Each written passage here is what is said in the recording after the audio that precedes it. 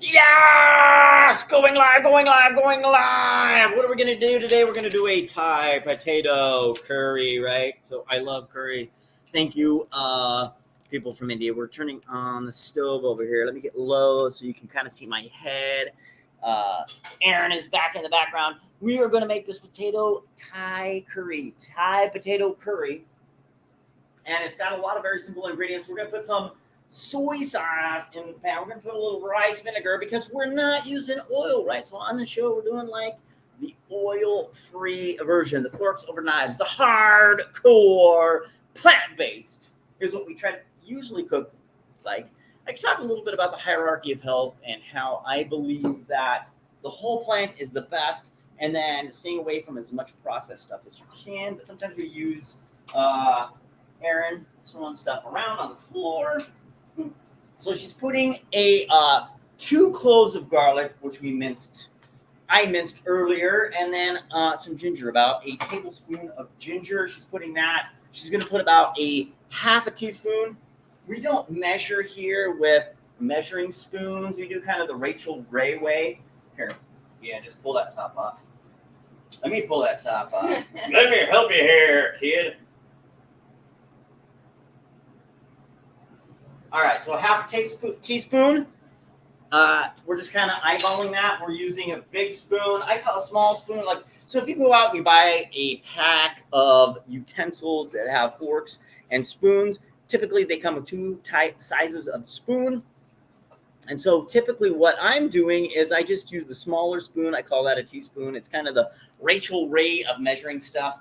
So you don't have to be as precise in cooking as you do baking. Baking, go by the weight. In cooking, you kind of determine, you take your recipe, you might adjust it a little bit because you learn, hey, I love this spice more than other spices. That's what's so cool about cooking is you can adjust things as you go and you know what your tastes are. So we're going to cook that for about a minute. I'm going to put a minute on here. We're going to just basically get the flavors really fragrant from the garlic and the ginger. I used ginger. I watched a show, something on YouTube, very interesting. So ginger, this guy talks about how you use the spoon to scrape the skin off, right? So I'm using my thumb, and you just scrape the skin off. And I tried to do that, but I cut a very small piece off. So it made it a little bit more difficult. But if you are peeling your ginger, if you can get around these nubs and stuff on a real piece of ginger, scrape with the spoon, use your thumb, and pull the spoon toward your thumb and just scrape that skin off. Sometimes with vegetables and stuff, I leave the skin on. So on this recipe, let's look at this. I used 1 golden potato. I used 1 russet potato. It calls for a 1-inch cube. It's basically that. Might not be completely uniform. I've talked a little bit about the more uniform your cuts are, the more that it will cook through at the same consistency when you cook. But sometimes I like a little bit different. I would put just a tiny bit of it. No, don't put the milk in yet. It's not yet. So I'm going to put just a little bit of vegetable broth in here just to kind of scrape some of this crap off the sides. We'll let that cook down a little bit. As with anything, you can kind of deglaze if stuff is getting stuck to the sides. We're going to put a little bit more vegetable broth in there. Just keep kind of deglazing. When you're not using oil, stuff will stick to your pans. Oil to me is more about your cookware and keeping stuff from sticking to the sides. So the next step after we do the garlic, the ginger, and the coriander powder is we're going to cook. We're going to add the coconut milk and stir. Add the potatoes, soy sauce. We're not using sugar. We're not using salt and curry powder. Stir and bring to a boil. So let's see. Let's go ahead and add. We're going to add half a can or about 8 ounces of coconut milk. We are going to add the potatoes, about 8 ounces. It's a little more than that when I cut them up because I used 2 whole potatoes. One was a russet potato, one was a golden potato. I left the skins on. This recipe calls for peeling. I believe that most of the vitamins are found under the skin of a potato. So I like to leave the skins on potatoes for most things. I love mashed potatoes that have the skins in them. So if you don't, peel them. But if you do, that's what we're doing. So we're on this step. We add soy sauce, which is 2 tablespoons. So I would use 2 full spoons like that. We're also going to add sugar. Nope, we're not adding sugar. No added sugar on this channel. We're not adding salt. We are going to add some curry powder. The curry powder is 1 tablespoon. So this is curry powder. I'm going to put that in the spoon for Ernan. It is already wet, so it may not. I'm going to go rinse that spoon off. So I'm going to keep talking while she's cooking in the background here. She's going to turn her back. So disrespectful. Just kidding. Ernan is my favorite cooking partner. Why? If she comes over here and actually helps me, she rocks. So this one's a little wet, so it's going to stick to the spoon. So I'm basically going to take the curry powder, which on this curry powder doesn't even really tell you what all is in it. And I made it just a big mess. Don't tell my wife.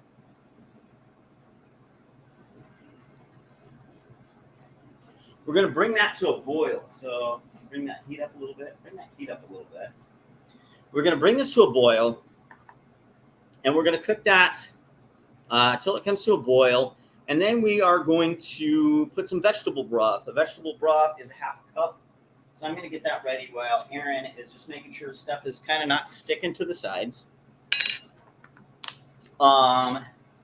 So I've got some vegetable broth, just any organic. Look at that. Low sodium. I like low sodium because most American producers put way too much sodium salt in their products. This here is our cup. We're going to go 1/2 cup. This one we're getting a little bit more technical. We think we're bakers today, but we're not. So about 1/2 cup. Once that comes to a boil, we're going to throw that in there. I'm going to kind of clean things up a little bit as we go so that I don't have a huge mess to clean up. And I've got an assistant today, Ernan, the master chef. She's a vegan chef. She don't always eat vegan, but when she's around me, she does. So she tries it out. And I enjoy it. And she likes it most of the time, right? So the more vegetables that you can put in your diet, you might find some that you actually like. And you might find some dishes that you actually like. And I would suggest that the more whole plants that you can get into your diet, the better it is for you. You may not agree with me, but let's try some dishes that have some fruits and veggies and nuts and all that stuff. Was that at a boil? Yeah. Okay. So you pour in the cold fluid. It's no longer a boil. So I looked over here. That's not a boil, Erin. She saw some stuff, some bubbles there. So we're all good.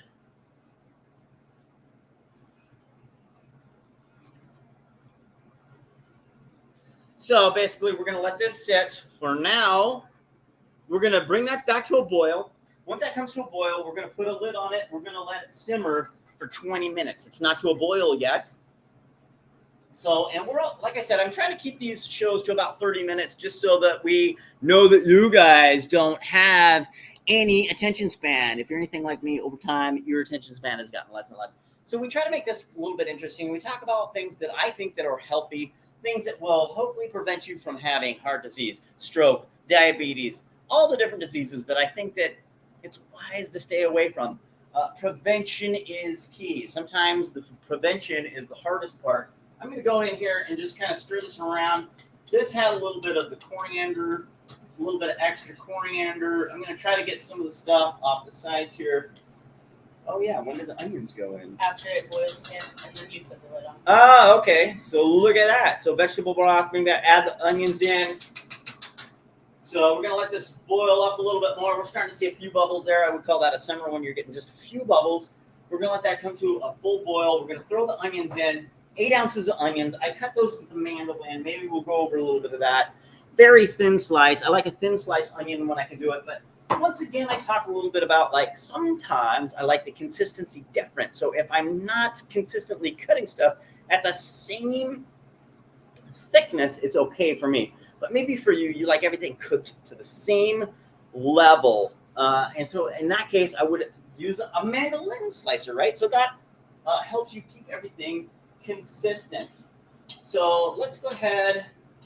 I'm stirring this, so it's kind of screwing up my boil process. I think we're probably close to a boil.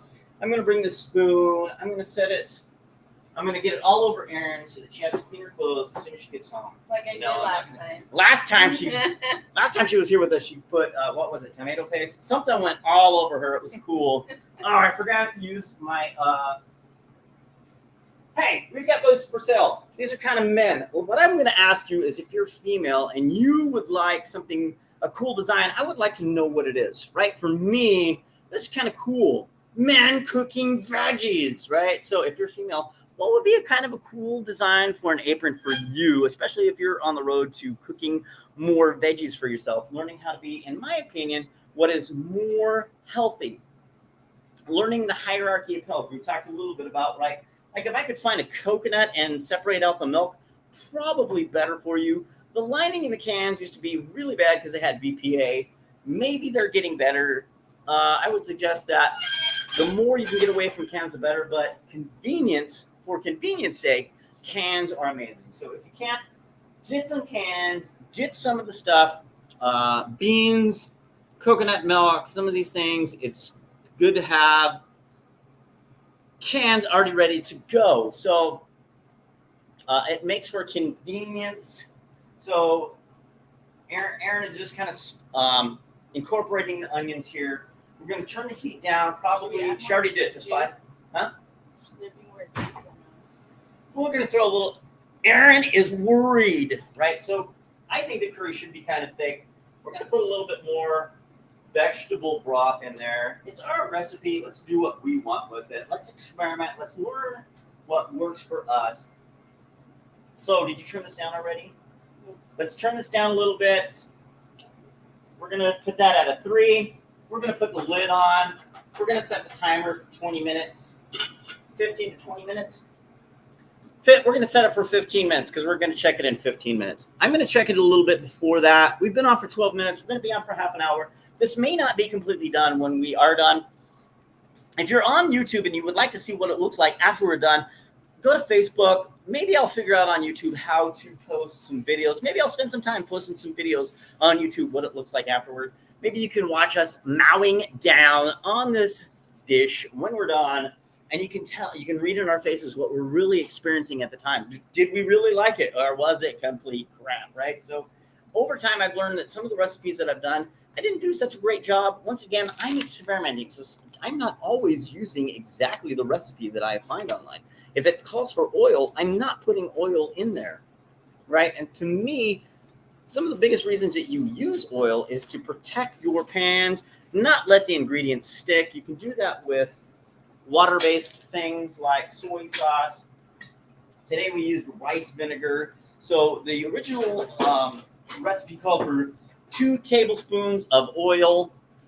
I don't know. I think I posted on here before kind of a visual representation of how many veggies it takes to equal I think it was 4 tablespoons of oil compared to how many vegetables that would take to make the same amount of calories. So if you're on a journey where you're trying to lose some weight, keep some muscle, but want to lose some weight, I think that going more veggies is very helpful in losing weight because you can eat a lot of veggies and not have very many calories. And I think that is a wise way to go. I'm going to just lift the lid here and see if we still have a few bubbles going on.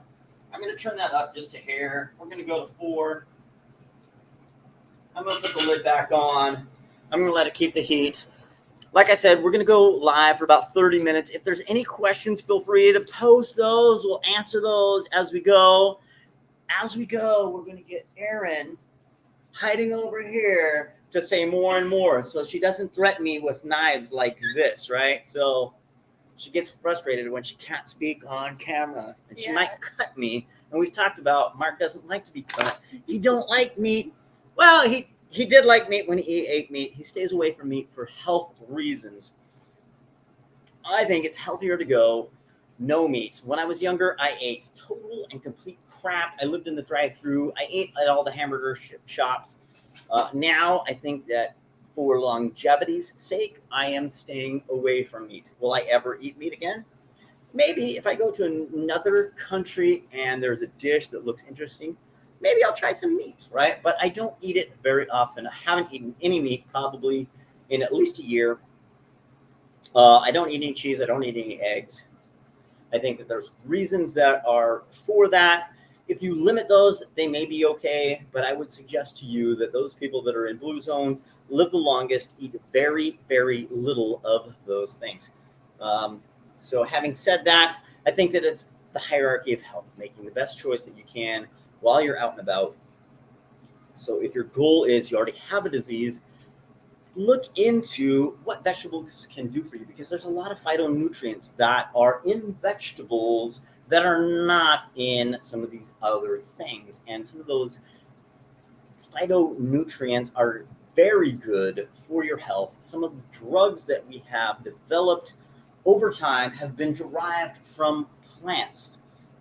That's why it's so sad to see some of the Brazilian rainforests being burnt down because how many plants are we getting rid of that maybe there's some new medication or maybe it's an edible plant that is very healthy for you. So I think I've talked a little bit about before where cumin has some of the same stuff that's in acetylsalicylic acid. What is acetylsalicylic acid? Aspirin, right? Basically, acetylsalicylic acid is aspirin. And what do they give you if you have problems with your heart? Because there's some plaque buildup, there's some problems with your heart. You're going to be on aspirin for probably the rest of your life. But I'm going to suggest to you that maybe adding some cumin may be beneficial for your health. It may have some of the same effects. Sometimes the plant has a synergistic, all the different phytonutrients that are can have a synergistic effect. Sometimes not just the acetylsalicylic acid, but maybe even things that we don't even know of yet may be more beneficial. I'm not saying that you should ever stop your aspirin without talking to your doctor, but what I am suggesting is that if you're eating cumin, maybe that has some of the same health benefits as aspirin, and you don't need to go on aspirin. Just something for you to explore. I'm going to also suggest that your health is your responsibility and prevention is key. Like, I don't want to have any more doctors in my life than I absolutely have to have. I think it's wise to have a general practitioner. I think it's wise to have your blood work checked and know where you are deficient in certain nutrients and things, certain hormones, possibly if you're having some symptoms. I am not anti-Western medicine, but what I'm going to tell you is that you can prevent having a lot of different specialists, doctors in your life if you follow some healthy guidelines. And I think that would be wise for everybody to do that, right? So exercise, try to exercise more, right? So I'm on a mission to walk more. I think that walking is one of the key exercises that if you're not doing it, I don't care what your exercise regimen is, walking can only increase the health benefit of that. So if you're trying to lose weight, walking. Start with walking, get 10,000 steps in, right? So I think that was kind of a made up number, but it's wise to get 10,000 steps in a day if you can. Make it more if you can. Start taking the stairs more. Walk further. Park in the furthest spot from the parking lot from the grocery store if you got to go to the grocery store or whatever that is. Get more steps in. Use your electric scooter less and move your legs. Moving the soleus, which is one of the muscles down in your calf, is very helpful. Keeps your insulin resistance down. So use your legs. Walk more. I'm not opposed to other types of exercises. I'm not saying that. Add walking to everything else that you're doing. Walk more. I think it's very wise. Let's see what this actually looks like. Let's turn this down a little bit. Bubbling a little too much. So we're going to have that kind of just simmer. Like I said, I think that a curry is kind of a thick dish. This looks a little watery to me. Would you add So more keeping this to make it thicker or no? You could add a little bit more coconut. Let's do that. What the hell?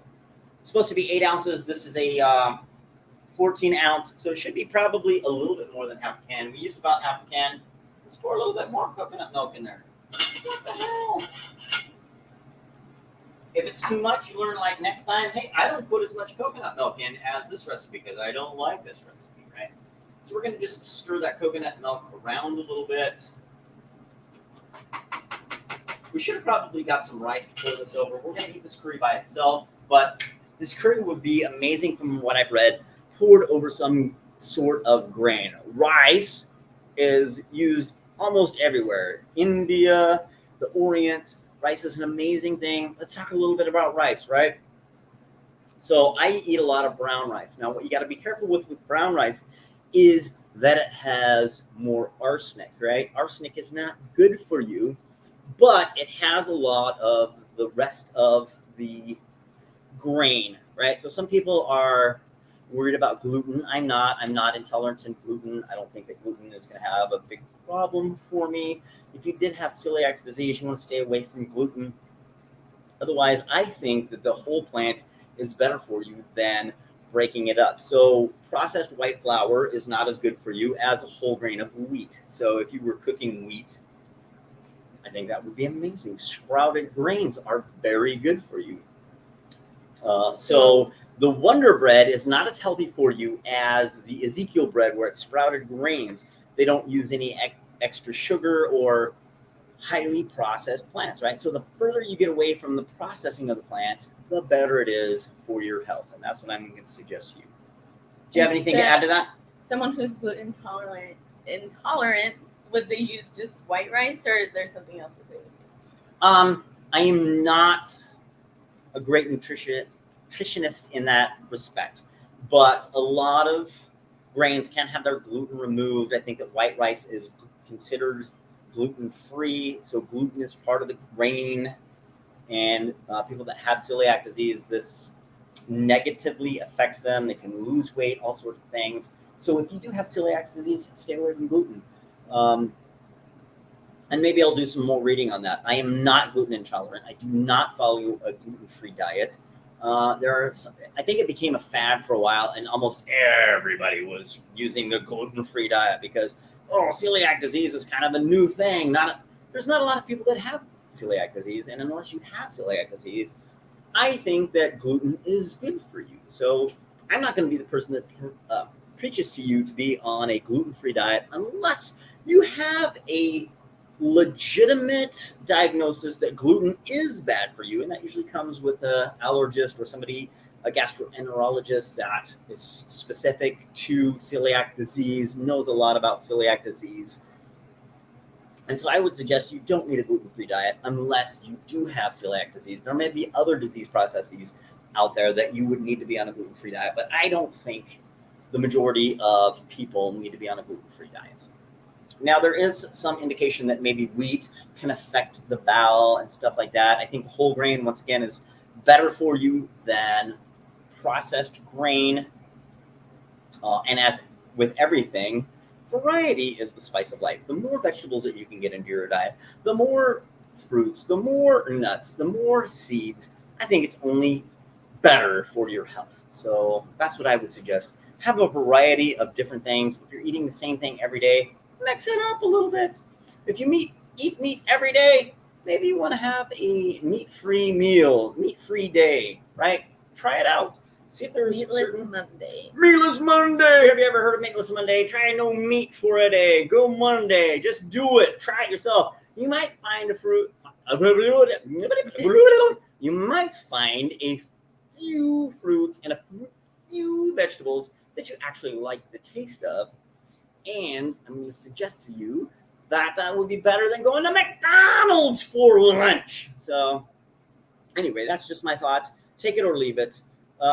Anyway, when we get done here, when this is gone for 20 minutes, it's been about 12 minutes. We're probably going to go a little longer than 15 minutes because I want my potatoes cooked through. I like soft, mushy potatoes. If you don't like soft, mushy potatoes, maybe go just the 15 minutes. But these to me look like they need to be cooked down a little more. So we're going to go the full 20 minutes on this bad boy. We will post in the Facebook group. I'll see if there's a way to do it in YouTube also of the finished dish. And you're going to see Aaron and I doing this when we eat it.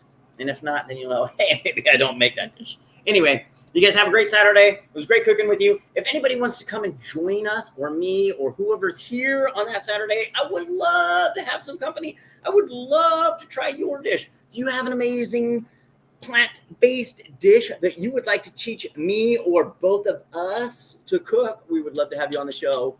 Reach out to us and cook with us. You guys have a great Saturday. We will see you next Saturday. If you have any suggestions, if we don't get any suggestions by Sunday, we're going to pick it ourselves. But if there is a suggestion, we would love to hear it in the comments. Put it in the comments. What would you like to see cooked? Have a great day. Have a great Saturday. We'll post some pictures from the meal. Have a good one. Bye. And goodbye.